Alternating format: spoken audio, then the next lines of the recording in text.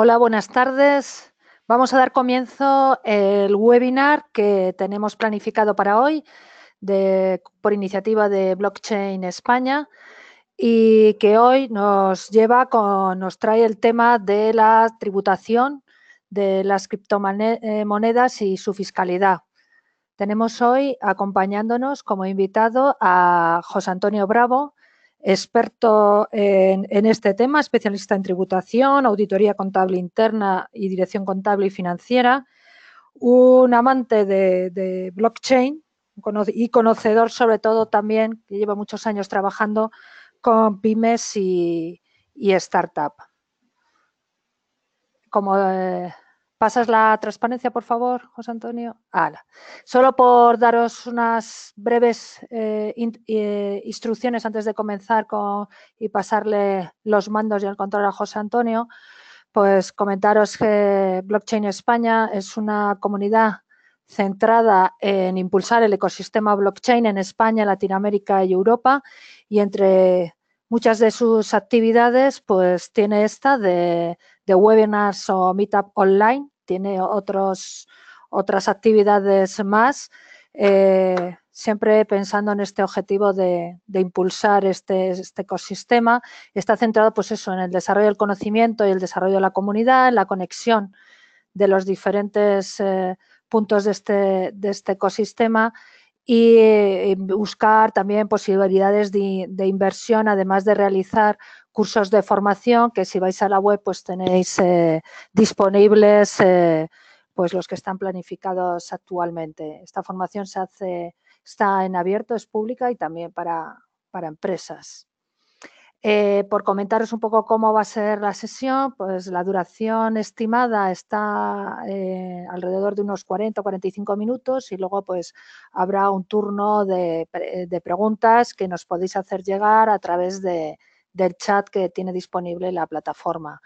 Y ya como último, y dar paso a José Antonio, al final también tenéis, se os envía automáticamente una encuesta para que valoréis esta sesión y nada, os agradeceríamos mucho pues vuestra opinión porque eso nos ayuda a mejorar.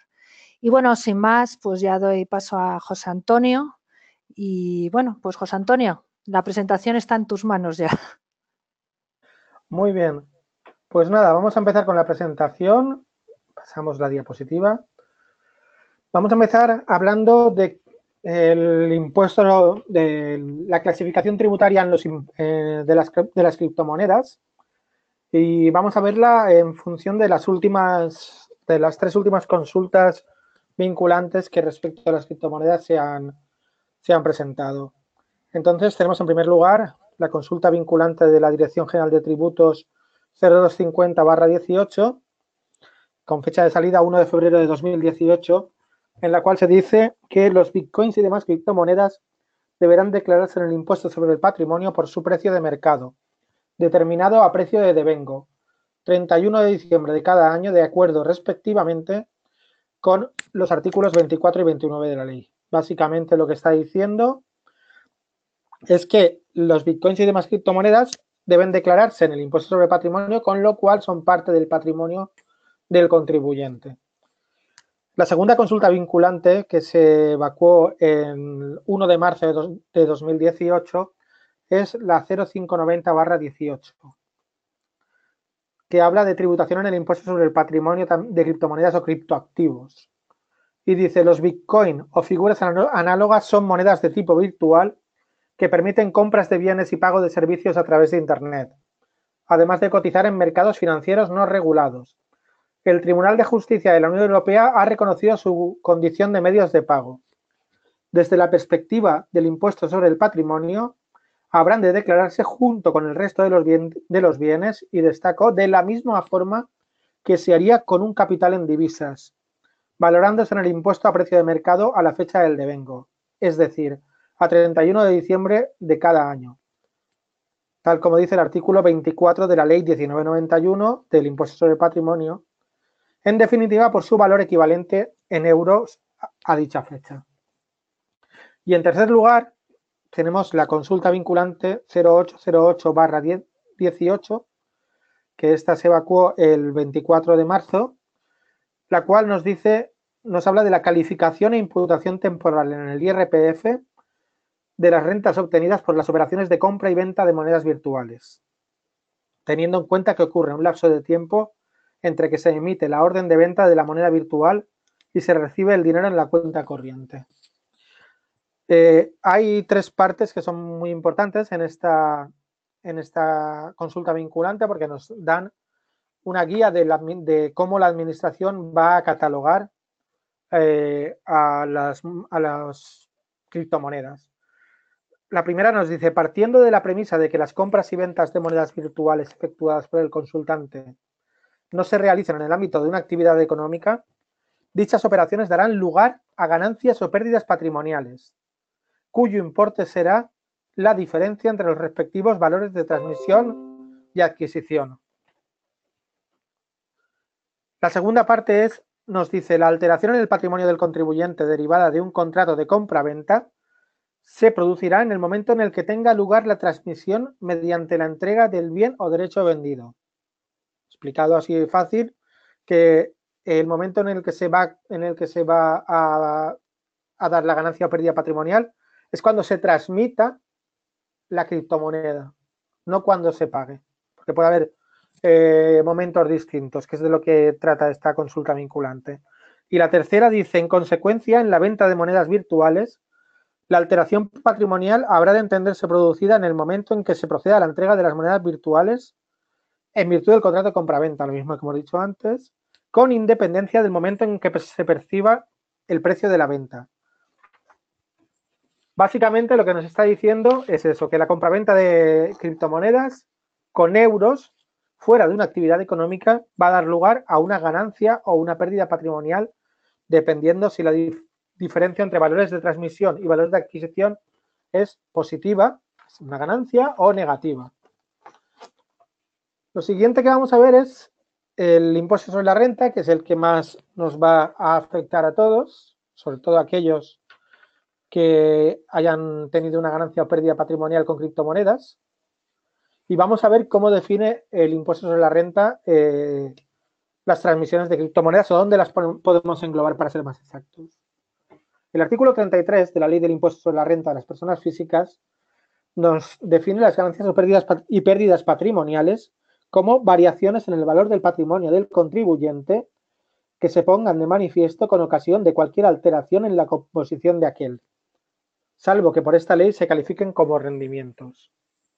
Por tanto, de acuerdo con lo que dice el literal del artículo, cuando la composición del patrimonio del contribuyente sufra una alteración, o sea, varíe, y por tanto varíe su valor, estaremos ante una ganancia o una pérdida patrimonial, según el resultado de la valoración de la variación sea favorable o desfavorable para el contribuyente.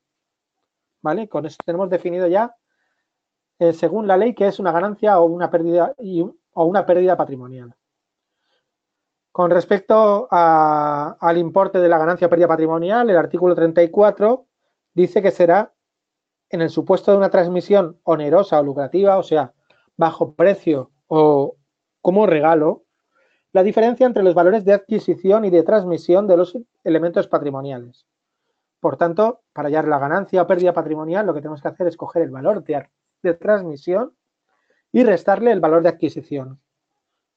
Ahora, el artículo 35 lo siguiente que hace es definir el valor de adquisición y dice que está formado por la suma del importe real por el que dicha adquisición se hubiera efectuado y los gastos y tributos inherentes a la adquisición, excluidos los intereses que hubieran sido satisfechos por el adquirente. ¿Vale? Queda claro. Valor de adquisición, importe real de la adquisición, más los gastos y tributos que hayan venido y hayan sido satisfechos por el contribuyente en esa adquisición. El artículo 35 define también el valor de transmisión como el importe real por el que la enajenación se hubiese efectuado y de ese valor deduce los gastos y tributos que resulten satisfechos por el transmitente. Es decir, al contrario que en el valor de adquisición, en el valor de transmisión, los gastos que hubiéramos tenido como comisiones restarían el valor del importe real de la enajenación.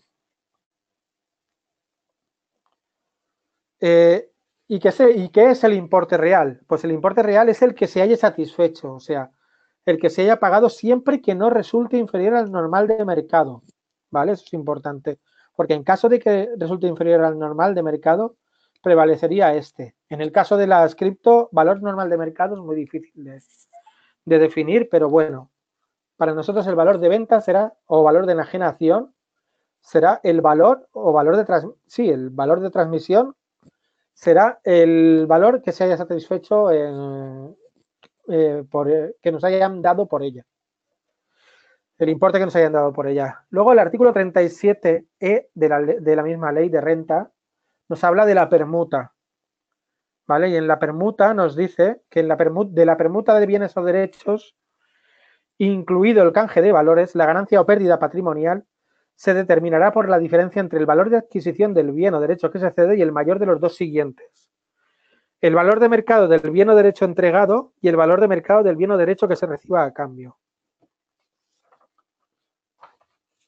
La permuta, en el artículo 1538 del Código Civil, se define como un contrato en el cual cada uno de los contratantes se obliga a dar una cosa para recibir otra.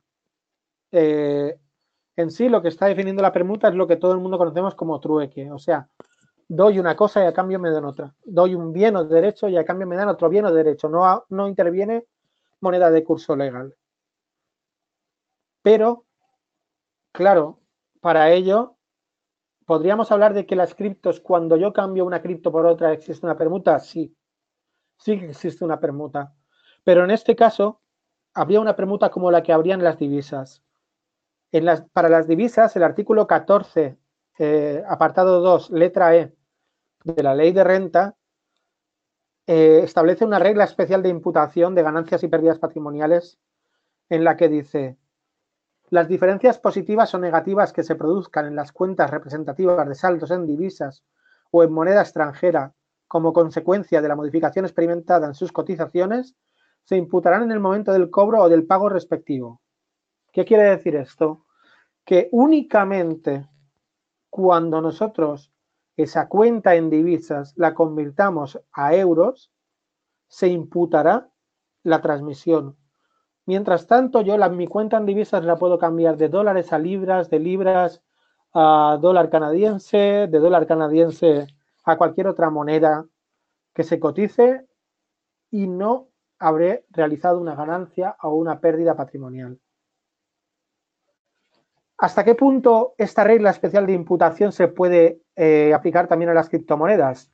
Pues bueno, para eso debemos ir a una sentencia del Tribunal de Justicia de la Unión Europea de 22 de octubre de 2015, que es el caso Skatteverket contra David Edbix, un caso que se dio en Suecia con Bitcoin.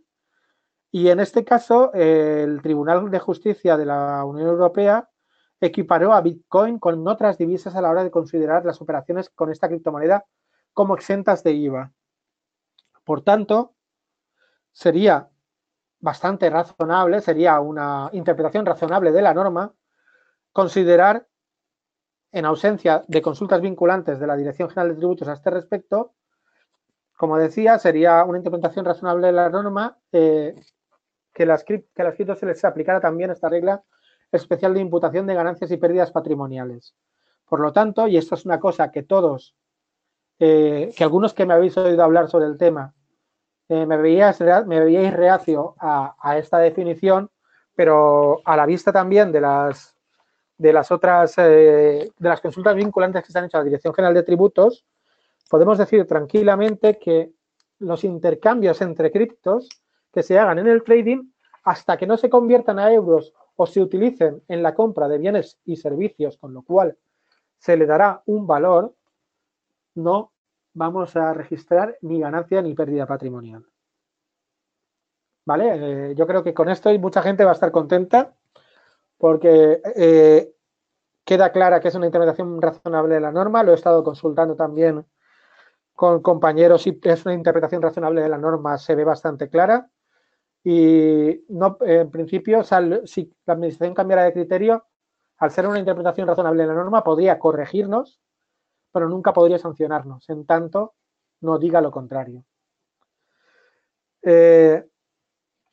ahora vamos a hablar de cómo podríamos manejar las operaciones en cripto para tener un documento de entradas y salidas de criptomonedas en el cual tengamos claro el origen de las criptomonedas que más tarde vendamos. Lo conveniente es que tengamos un documento, preferiblemente una hoja de cálculo, en el que llevemos las entradas y salidas de criptomonedas de una forma más o menos racional. El método que utilizaremos para las salidas de criptomonedas será el método FIFO, conocido como First In, First Out. ¿Qué quiere decir esto? Que cuando vendamos una criptomoneda, el valor que tomaremos será el de las criptomonedas más antiguas. Entonces, este sería el método con el que valoraremos, con el que sacaremos nuestro valor de adquisición de las criptomonedas. Ahora en la siguiente diapositiva os pondré un ejemplo con entradas y salidas para que veáis más o menos cómo se haría. Hay metodologías alternativas, que es la utilización de apps de portfolio que conoceréis, como Blockfolio, Delta, que tienen versiones, estas dos apps para smartphones. Bitrif también es para smartphones, y CryptoCompare, que tiene una versión web de seguimiento de criptomonedas y podemos registrar nuestras compras y nuestras ventas. Pero también han salido últimamente apps de portfolio que tienen una ayuda para hacer un tracking de nuestras monedas, para ayudarnos a registrar nuestras ganancias y pérdidas patrimoniales, como pueden ser CoinTracking, que es la más veterana de estas aplicaciones, o CryptoTax, que está en beta y que supongo que si no a finales de este año o dentro de poco será también funcional. Estas apps de portfolio hay que tener en cuenta que están hechas para adaptarse a distintos impuestos. Están hechas en Alemania, las dos. Y por supuesto los que mejor calculan son los impuestos de la República Federal Alemana. Pero por lo que tengo entendido, están intentando adaptarlas a distintas legislaciones tributarias, entre ellas la española. Vamos a ver el ejemplo de manejo de las operaciones en criptos con una hoja de cálculo y voy leyéndoos cómo queda el ejemplo. Por ejemplo, el 8 de marzo de 2017 compramos un Bitcoin a un precio de 1.000 euros. Tendríamos aquí una columna que sería de entradas, otra de salidas, y tendríamos fecha, cantidad, precio, importe. También podríamos tener entre fecha y cantidad uno que sea el concepto para saber de dónde viene la moneda, porque puede venir de un exchange, de otro exchange, de una compra-venta de moneda en local Bitcoin, puede venir de varios orígenes y también nos puede ayudar a llevar ese tipo de contabilidad. ¿Vale? Tenemos eso, la entrada de un Bitcoin comprado a 1.000 euros el 8 de marzo de 2017. Y el 15 de mayo lo que hacemos es comprar 1.000 euros más de Bitcoin, y los compramos a un precio de 1.600 euros por Bitcoin, con lo cual hemos comprado 0,625 Bitcoins. El 30 de julio hacemos una venta, lo que hacemos es vender Bitcoins por valor de 2.000 euros, que al tener un precio en ese día de 2.300 euros, lo que hemos vendido es una cantidad de 0,8695652 Bitcoins. ¿Cómo quedaría esto? Pues tendríamos que el valor de transmisión, como hemos visto, es de 2.000 euros y el valor de adquisición sería el de las mismas unidades de Bitcoin que hemos vendido por el precio de compra. Con lo cual tendríamos un valor de adquisición de 869,57 euros, lo que nos daría una ganancia patrimonial parcial de 1.130,43 euros. Más adelante hacemos una segunda compra, el 2 de septiembre, de 500 euros en Bitcoins a un precio de 4.000 euros Bitcoin. Con lo cual, lo que hemos adquirido son 0,125 Bitcoins. Y el 17 de diciembre, lo que hacemos es vender 0,5 Bitcoins a un precio de 16.500 euros, con lo cual tenemos un valor de transmisión de 8.250 euros. ¿Cómo hallaremos el valor de adquisición? Como os he dicho, se utiliza un método que se llama método FIFO, First In, First Out. El primero que entra es el primero que sale. En la primera venta habíamos ya agotado 0,8695652 bitcoins. Por tanto, del primer bitcoin que habíamos comprado, solo nos quedarían 0,1304348 bitcoins, que tendrían un valor de 1.000 euros. Y el resto de bitcoins que hemos vendido hasta 0,5 serían de los segundos bitcoins que se habían comprado a 1.600 euros. Por tanto, sería el resto hasta 0,5, que es 0,3695652 por 1.600 euros. Eso nos daría un valor de adquisición de 721,74 euros, con lo cual tendríamos una ganancia patrimonial de 7.528,26 euros. Lo que haríamos, cara al impuesto sobre la renta, es sumar todas las ganancias y pérdidas patrimoniales que hayamos tenido y pondríamos el global de lo conseguido con criptomonedas. Con lo cual, en la casilla en la que hemos de colocar en el impuesto sobre la renta estas ganancias patrimoniales, lo que pondríamos es los 8.658 euros con 69 céntimos. Ahora vamos a pasar a ver cómo tributarían estas ganancias y pérdidas que se producen en criptomonedas.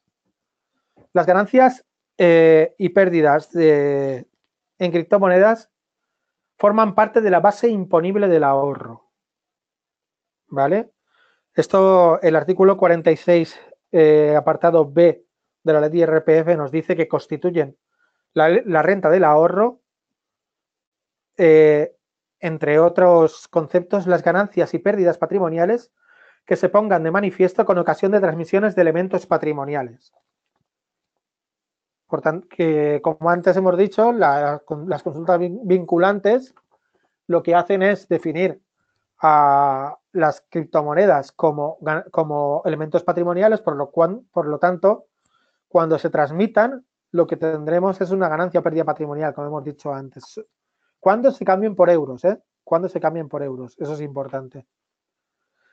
Si el resultado de la integración de esas variaciones patrimoniales fuera negativo, lo que queríamos es compensarlo con rendimientos del capital mobiliario, que también entran en la base imponible del ahorro, hasta cubrir el 25% de estos. Y el resto de saldo negativo, si lo hubiera, se quedaría a compensar durante los 4 años siguientes, siguiendo el mismo orden. Es decir, primero se compensaría con ganancias patrimoniales de ese ejercicio y el resto de lo que quedara por compensar con rendimientos del capital mobiliario de ese ejercicio siguiente hasta cubrir el 25% de su valor. Al igual, con los rendimientos del capital mobiliario, si fueran negativos, que no van a ser porque casi siempre son positivos, porque son intereses que se nos pagan, se compensarían de la misma forma, el 25% con ganancias patrimoniales, el resto el 25% con otros rendimientos del capital mobiliario y el resto con rendimientos con ganancias patrimoniales hasta el 25%. Os he hecho un lío, pero quedaros con lo que pone en la diapositiva. La escala del ahorro, la escala de gravamen que se utiliza para la base del ahorro, es esta que tenemos aquí. Los primeros 6.000 euros van a tributar al 19%. Después, los siguientes 44.000 euros, es decir, hasta 50.000 euros tributarían al 21%. Y el importe que superara los 50.000 euros tributaría al 23%. Esto es por tramos. Primero 6.000 hasta al 19%, los siguientes 44.000 al 21% y a partir de 50.000 y en adelante al 23%. Como podéis ver, es una tributación bastante más favorable que la tributación de la escala general, o sea, de rendimientos del trabajo, de rendimientos de actividades económicas o de rendimientos del capital inmobiliario. porque el tipo máximo es el 23%, cuando en la escala general el tipo máximo es el 45%, ¿vale?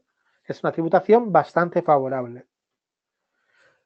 Siguiendo con el ejemplo anterior, ¿os acordáis que teníamos 8.658,69 euros de ganancias patrimoniales?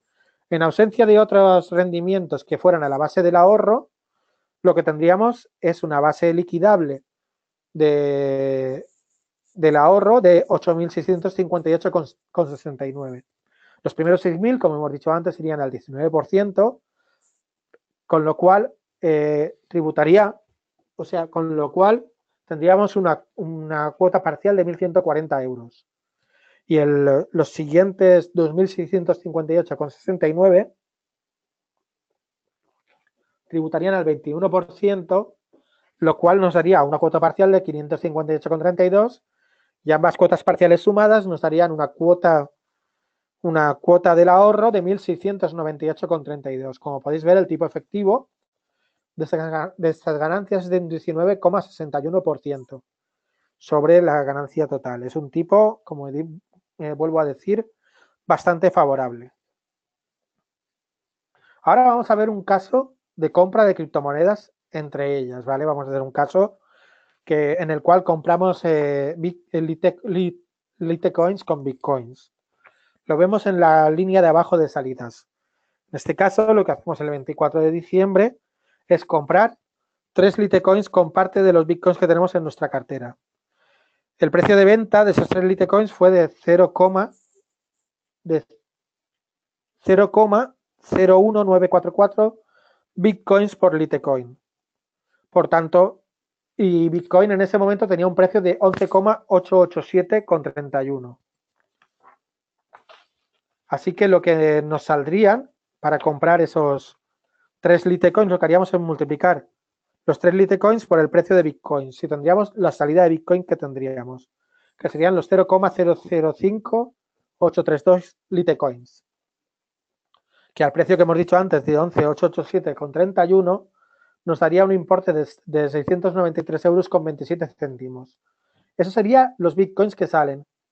Y los Litecoin que entran, por tanto, como entrarían al mismo precio que nos costarían los Bitcoins, a 693,27, y estamos hablando de que son 3 Litecoins, tendrían un precio, que lo hallaríamos a la inversa, de 231,09 euros. ¿Ese sería nuestro precio de adquisición? No. Nuestro precio de adquisición sería el de los Bitcoins que teníamos, que habíamos comprado en el primer momento. Por tanto, nuestro precio de adquisición vendría a ser de 1.600 por 0,005832. Ese sería el precio de adquisición de esos Litecoins. Sé que parece complicado, pero bueno, si lo ponéis en una tabla en una hoja Excel o lo ponéis en CoinTracking, más o menos podéis hacer el seguimiento de las compras y de las ventas. También hay un truco para el caso en el que hay casos en que no hemos hecho la tabla o tenemos dificultad para hacer la tabla. Os recomiendo entonces que hagamos una especie de regla de 3. Si hemos hecho unas compras de Bitcoins, las primeras ventas que hagamos las vamos a atribuir a esas primeras compras de Bitcoin en su parte porcentual.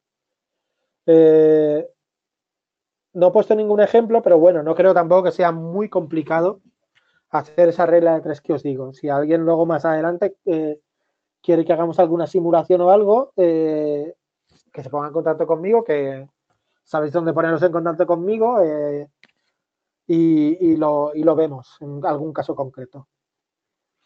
Vamos a ver ahora casos especiales que se pueden producir con criptomonedas, casos en los que habrá algunos de nosotros o muchos de nosotros habrán incurrido.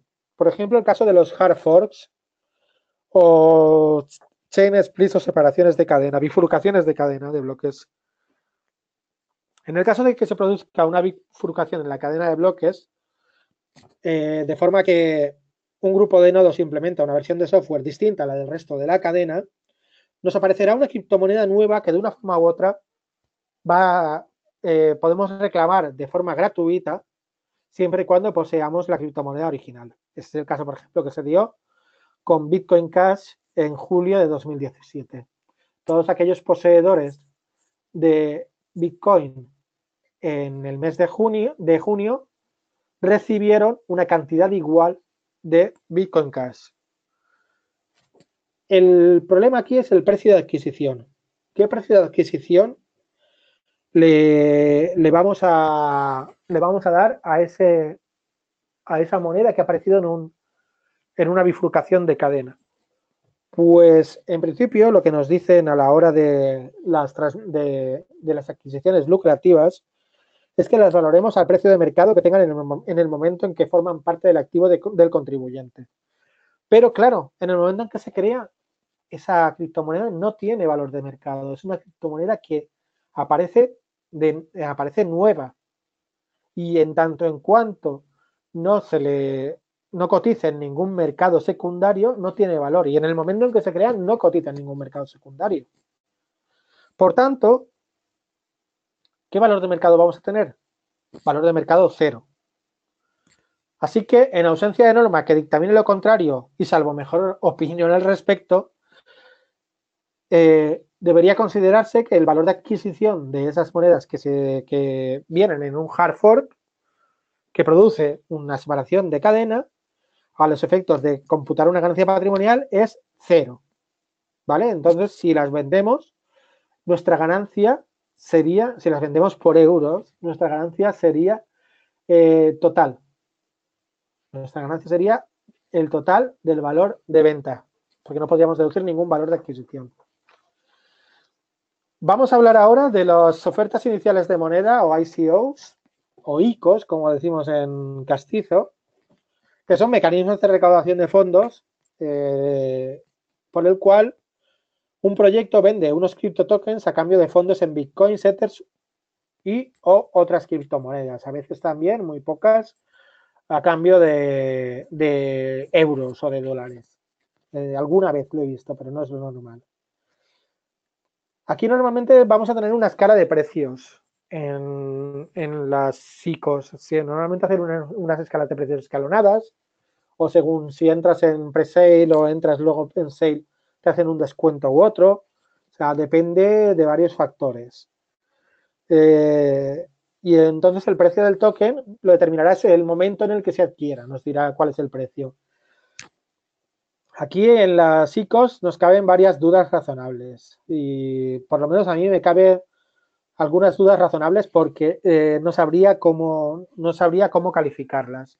La primera es si los tokens que se producen en una ICO o cripto tokens podríamos considerarlos, al igual que las criptomonedas, asimilados a las divisas. Mi punto de vista, también salvo mejor opinión, es que se trata de un tipo de activos diferentes y habría que analizarlos respecto a su naturaleza jurídica. Desde el punto de vista del derecho civil, se va a producir un contrato por el cual los promotores del proyecto van a dar a cambio de un precio en criptomonedas un token que tendrá más adelante una utilidad o que dará una serie de derechos. Por tanto, van a dar un activo financiero. Yo sé que para muchos a pensar que es un activo financiero es un poco complicado, pero yo creo que es fácilmente reconocible como un activo financiero pero de momento podríamos tratarlos de la misma manera que tratamos a las criptomonedas a la espera de que la administración tributaria se pronuncie al respecto, porque no sé en qué tipo de activos financieros los podrían clasificar. Dependerá mucho del tipo de activo, porque al fin y al cabo también pueden actuar como moneda en el caso de un token utility, o pueden cambiarse incluso por otro token. Hay intercambio de tokens y en ese caso actúan como moneda. Entonces vamos a esperar a que haya un pronunciamiento y vamos a ver cómo los denominan, pero tened en cuenta que de momento lo que vamos a hacer, si no se consideran activos financieros, es cuando los compramos con esos bitcoins, esos ethers o con la moneda que sea, nuestro valor inicial será el de la conversión de euros a criptomoneda. no será el valor que tenga el token en ese momento según el mercado o según lo que sea, no, será el valor de entrada a la criptomoneda. ¿Vale? Eso tenedlo en cuenta para la hora en que hagáis las tablas. Aquí tenemos también otro problema en las ICOs, que es el tema de los tokens que no se compran, sino los tokens que, por ejemplo, se reparten a los miembros del proyecto, se reparten a las personas que van a trabajar en marketing, los desarrolladores o quien sea, y se reciben por la contribución al proyecto. La lógica tributaria es que esto es una retribución a una actividad profesional. Por lo tanto, las personas que están contribuyendo en el proyecto, salvo que sean los fundadores, e incluso en el caso de que fueran los fundadores, si han hecho un trabajo por el cual reciben esos tokens, deberían hacer una factura al proyecto y esa factura debería de ser una factura profesional y ellos deberían estar dados de alta en España, si residen en España, indudablemente, en una actividad profesional para poder facturar al proyecto. Yo sé que en otras jurisdicciones se está haciendo así, porque trabajo con algún desarrollador y se están haciendo facturas con la equivalencia en euros, ¿vale? De ese ingreso, porque ese será el valor que tendrá para esas personas. En el caso de Bounty Hunters, lo mismo. El caso de un Bounty Hunter es una persona que está haciendo un trabajo por el cual se le retribuye con el token. Por tanto, debería, en puridad, no digo que tenga que ser así, o sea, no digo que obligatoriamente, porque estamos hablando de cantidades pequeñas, también entramos en otro tipo de temas que darían mucho que hablar. En puridad debería retribuirse como una actividad profesional y por tanto tener un alta en Hacienda las personas que hacen este Bounty Hunter y que reciben a cambio estos tokens. Otro tema controvertido es el tema de los airdrops, ¿vale? Un airdrop, como todos sabéis, es un procedimiento por el cual un proyecto distribuye sus tokens a las wallets de ciertos usuarios sin coste para estos últimos, ¿vale? Es un procedimiento de financiación que utilizan algunos proyectos y como una especie de bootstrapping, o sea, lanzan la moneda y esperan a que la moneda entre en algún exchange para que la gente le dé valor y ellos de esa forma se financian, quedándose una reserva de tokens. En este tipo de tokens podemos encontrarnos dos tipos de airdrops. Un token que no posea una cotización de mercado o un token que sí que la posea porque ya está cotizando en exchanges. En el primer caso del token que no cotiza, indudablemente no existe un valor de mercado. Así que ese token conseguido tendría un valor cero para el adquirente, igual que en el caso de un hard fork. Mientras que en el caso de que cotizara, tendríamos que computar una ganancia patrimonial para el adquirente equivalente al número de tokens recibidos en el airdrop multiplicado por el precio de mercado, ¿vale? Porque nos los van a dar a cero. O sea, nos van a dar sin esfuerzo. Pero sí que tienen un valor de mercado, sí que valen algo, a diferencia de los chain splits o a diferencia de un airdrop sin valor de mercado. Esto sí, entonces sí que supondría una ganancia patrimonial, pero al contrario de la que se produce en la transmisión de criptomonedas, iría a la base general del IRPF, ¿vale? Porque sería una ganancia patrimonial, sería como un premio, habría que ponerlo en el apartado de premios y ganancias patrimoniales que no provienen de transmisiones patrimoniales.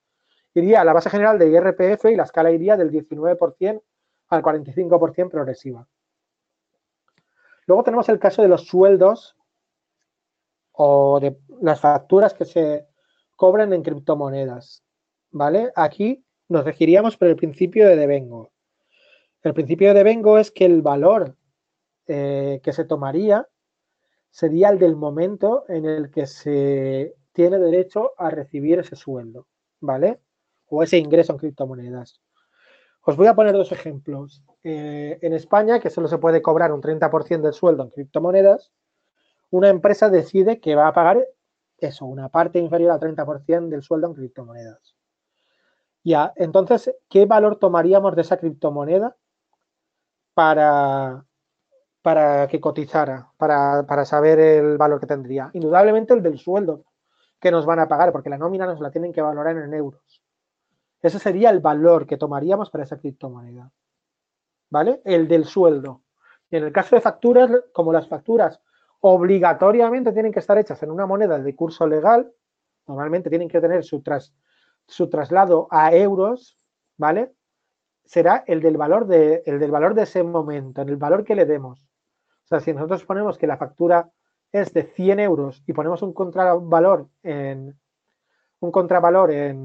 criptomoneda, ese será el valor, no el de mercado, sino el valor de esa factura, el que le demos en la contrapartida de la factura, ¿vale? No el de mercado. Solo sería el de mercado si el valor que le damos en la contrapartida fuera inferior. Así que normalmente se van a parecer mucho el de mercado y el que pongamos en la factura. Intentaremos que se parezcan, ¿vale? En el caso de gastos que paguemos en criptomonedas, ¿vale? Tenemos un servicio o tenemos un bien que lo compramos con criptomoneda. Lo mismo, valor de la factura, que coincidiría con el principio de devengo, ¿vale? Eso es importante porque así no nos llevaremos a engaño y seguiremos los mismos criterios que se siguen para todo, ¿vale? Que se siguen para divisas y que se siguen para todos los conceptos que se han asimilado a los que las criptomonedas se han asimilado. En último lugar, vamos a hablar del impuesto sobre el patrimonio.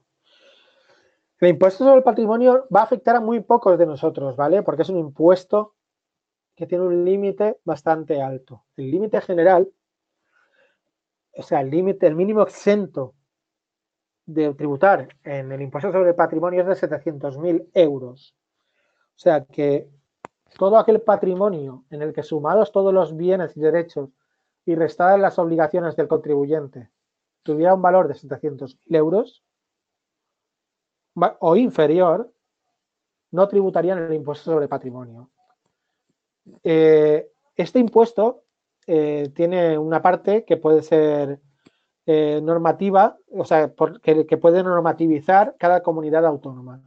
Entonces ha habido 4 comunidades autónomas que han creado su propio límite exento. Aragón lo tiene en 400.000 euros, Cataluña lo tiene en 500.000 euros, Extremadura también lo tiene en 500.000 euros, salvo en el caso de que el grado de discapacidad fuera igual o superior al 33% e inferior al 50%, que son 600.000. En el caso de que el grado de discapacidad estuviera entre el 50 y el 65%, es de 700.000, y en el caso de que el grado de discapacidad fuera igual o superior al 65%, está en 800.000 euros. Y en el caso de la Comunidad Valenciana, el importe del mínimo exento está fijado en 600.000 euros, pero para contribuyentes con discapacidad psíquica, con un grado de discapacidad igual o superior al 33%, y contribuyentes con grado de discapacidad física o sensorial igual o superior al 65%, este importe del mínimo exento se eleva hasta 1 millón de euros. Siguiendo con el impuesto sobre el patrimonio, las consultas vinculantes de la Dirección General de Tributos sobre el impuesto de patrimonio de las que hemos hablado al principio no aclaran de forma suficiente en qué categoría de bienes se encuentran las criptomonedas, aunque al comentarse que deberían declararse de la misma forma en que se haría con un capital en divisas, podemos interpretar que se tratan al igual que los importes en moneda extranjera, que irían regulados por el artículo 24 de la ley del impuesto sobre el patrimonio. Y por tanto se valorarían a su precio de mercado al 31 de diciembre, es decir, al valor de cierre de mercado el último día del año. El valor de mercado, eso es una cosa también bastante controvertida, que muchos me han preguntado, ¿el valor de mercado cómo lo definimos? Pues el valor de mercado, la legislación tributaria lo define como el valor que se daría entre dos partes independientes, ¿vale? El valor de ese bien que tendría cuando fuera objeto de una compraventa entre dos partes independientes. Por tanto, ¿qué valor de mercado tomaríamos? Tenemos varios índices, tenemos un índice en CoinMarketCap, tenemos un índice en CryptoCompare, en CoinGecko, tenemos índices de cada exchange. ¿Cuál cogemos? Pues cogemos el que nos dé la gana. Va a haber muy poca lejanía. Yo os diría, coger un índice agregado, el de CoinDesk, el índice de CoinMarketCap, porque son índices que podemos demostrar, que podemos ir a la página web y decir, mire usted, el día 31 de diciembre, ve aquí en la gráfica valía tanto y yo he tomado este valor. Pero si tomamos un valor, si tomamos una página, seamos coherentes para todos los valores. Siempre la misma página. No hoy cojo este Saint porque me gusta más o hoy este porque está más bajo. Siempre hay que tener una coherencia. Y con esto acaba mi pequeña disertación sobre cómo debería declararse las criptomonedas en el impuesto sobre la renta y en el impuesto sobre el patrimonio.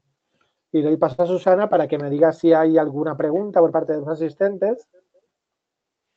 Pues sí, hay una pregunta de José acerca de las ICOs y que, bueno, pregunta, no sé si voy a ser capaz de explicarlo bien, si se compra, si es un activo financiero, la compra del token, si adquieres un trozo de la ICO cuando representada en ese token.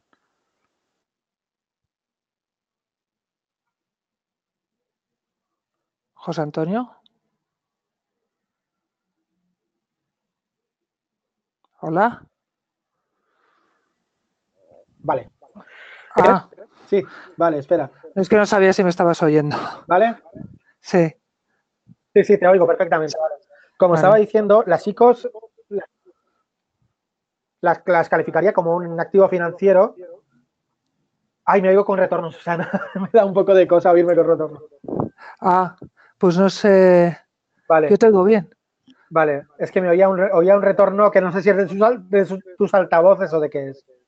Sí. Vale, pero bueno, digo, lo que decía es eso, que las ICOs en principio tendrían un tratamiento parecido a un crowdfunding, ¿no? O sea, lo que estamos haciendo es financiar un proyecto, ¿vale? Salvo que el proyecto ya esté en marcha.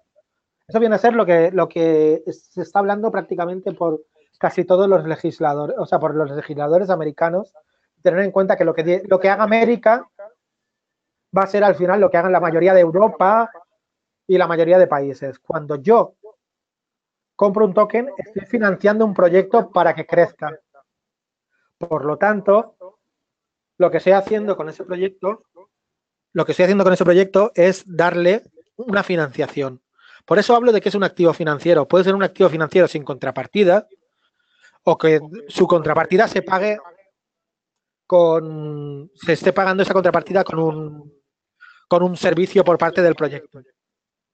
Por tanto, es muy fácil que tengan una calificación de activo financiero. De hecho, ver el movimiento que está habiendo en Estados Unidos con el tema de Ripple o con el tema de Ethereum para calificarlo como activo financiero, como security. O sea, por eso yo tengo claro que una oferta inicial de moneda, además es que lo malo, como decía hoy una persona, es que se llamen ofertas iniciales de moneda, que es parecido a una oferta inicial de acciones o una IPO, que es lo que aquí se llama una venta de acciones en mercado, ¿vale? Una OPA, que diga una oferta principal de acciones, ¿vale? Pues el problema está ahí, es que es financiación, entonces seguramente lo van a considerar un activo financiero, porque lo que estoy haciendo es financiar un proyecto. Solo en los casos en que no financie un proyecto, sino que esté financiando la creación de una utilidad, tendría dudas que se pudiera calificar como activo financiero. Pero hay que tener eso en cuenta, que los criptotokens pueden tener varias funciones. Activo financiero, moneda en algunos casos, o sea, sería complicado, habría que verlo muy bien el proyecto y ver lo que es, pero no compramos un trozo de la ICO, ¿no? Ni compramos un trozo de acción. Estamos financiando un trozo del proyecto, estamos financiando una parte del proyecto. También preguntan si hay que declararlo en el 720, la declaración informativa. Bueno, sí, esa es una pregunta que me han hecho varias veces también. En el caso del 720, lo que nos están pidiendo son cuentas abiertas en entidades extranjeras. Vale, si lo tenemos en nuestra propia wallet, no es una cuenta en una entidad extranjera, porque nosotros tenemos las claves privadas. Por tanto, está donde nosotros vayamos. Eso lo tengo yo clarísimo. La localización de mi wallet es donde yo esté, porque yo tengo mi clave privada.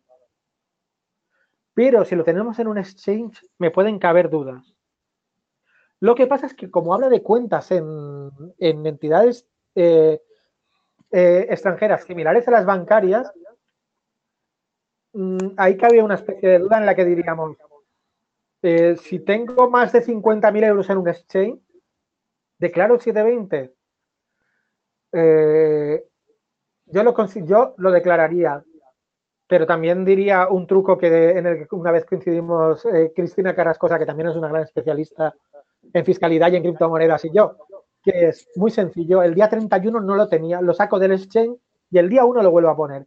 Y así, el día 31 no tengo más de 50.000 euros en un exchange. Aparte de que es una inconsciencia tener más de 50.000 euros en un exchange. O sea, para eso compras un Ledger Nano, no sé, scooters, o no sé, diversificar, hacer otra paper wallet, lo que sea, seguridad, que sabéis que los exchanges es el sitio donde más fácil es que te desaparezca el dinero. También preguntan sobre el gas, cómo tributa en algunas altcoin el tema de cuando te compensan con gas. Vale, la compensación con gas es complicado porque vendría a ser como una retribución por alimentar a la red. O sea, habría que estudiarlo bien, pero en principio sería una retribución. O sea, sería como he dicho antes con la retribución en las ICOs, sería una ganancia patrimonial que tendríamos ahí o sea, a valor cero.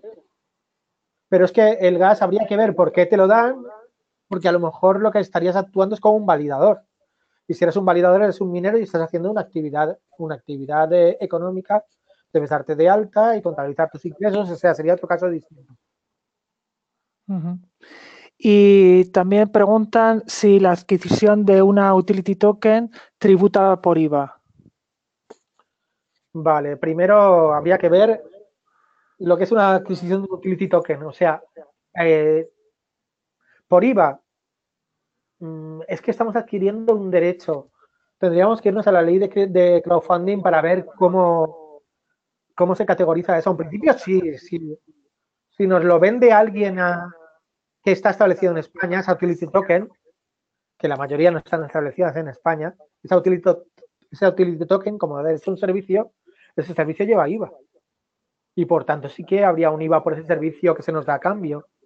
Sería algo parecido al tema de cuando nos dan una plancha por tener una cuenta corriente en el banco. Es una retribución y nos la ponen con IVA, esa retribución. Por tanto, si nos dan un servicio, nos lo tendrán que facturar también con IVA. Entonces sí que lleva IVA, siempre y cuando la entidad que está emitiendo el utility token esté establecida en España. Si no está establecida en España, se tendrá a la legislación de su país. Si es Unión Europea, tendríamos a lo mejor una transmisión de servicios europea y habría ahí que ver dónde tributa, o sea, tributaría en su país. Si somos particulares, ¿vale? Se tributa en su país. Y si es de fuera de la Unión Europea, indudablemente no lleva IVA. O sea, ahí habría que verlo también en el utility token donde se emite y para saber el IVA que lleva. Y ya por último, porque llegamos ya casi al final de nuestro tiempo, aquí otra pregunta. ¿Cuándo crees que se pronunciará la SEC claramente sobre las securities y los utility tokens en cuanto a calificarlos como activos financieros o no? Una buena pregunta. A mí también me gustaría saberlo. La bola de cristal, ¿no? La SEC se puede pronunciar mañana o se puede pronunciar dentro de 2 años, no lo sé. Lo único que sé es las declaraciones de Jay Clayton, del board chairman, digamos el jefe de la SEC, que dijo claramente que utility tokens eran casi todos. Y de hecho han parado ya 3 o 4 emisiones de tokens en Estados Unidos. Y lo siguiente es ver qué va a pasar con Ripple y con Ethereum. Porque incluso se ha creado ya un lobby que lo tienen, o sea, que está capitalizado, a ver cómo lo digo, está liderado por Andreessen Horowitz, la empresa de Venture Capital, para intentar que Ethereum no sea un security token, porque en ese caso no se podría comerciar dentro de Estados Unidos. ¿Vale? Los security tokens tienen que pasar por las reglas de la SEC, o sea, que sería como aquí una emisión de acciones o una emisión de bonos. Tendrían que pasar por un catálogo, tendrían que hacer una oferta pública de venta tendrían que dirigirse, en caso contrario, a inversores institucionales o a inversiones que estuvieran en una lista, ¿vale? Que tuvieran bastante capital como para estar en esa lista, pero vamos, la SEC no tengo ni idea de cuándo va a regular esto. Lo que sé es que están en vías de regularlo, no van a tardar mucho. O sea, en menos de un año estoy seguro que tienen una norma y que veremos cosas distintas a las ICOs. Veremos Token Generation Events o veremos Token Security o veremos muchas cosas. Muy bien, pues nada, con esta sesión hemos llegado al final con esta última pregunta y nada, solo agradeceros a los asistentes pues vuestra participación en este evento y por supuesto a José Antonio Bravo, nuestro especialista, que bueno, que creo que hoy nos ha dado una buena lección sobre tributación que bueno, creo que ha estado bastante bien. También recordaros que tenéis la grabación, casi se me olvida, la tendréis disponible pues igual hoy a última hora o si no a partir de mañana para poderla descargar desde la web de Blockchain España. Y nada, muchas gracias a todos y nos vemos en el siguiente webinar. Un saludo. Un saludo.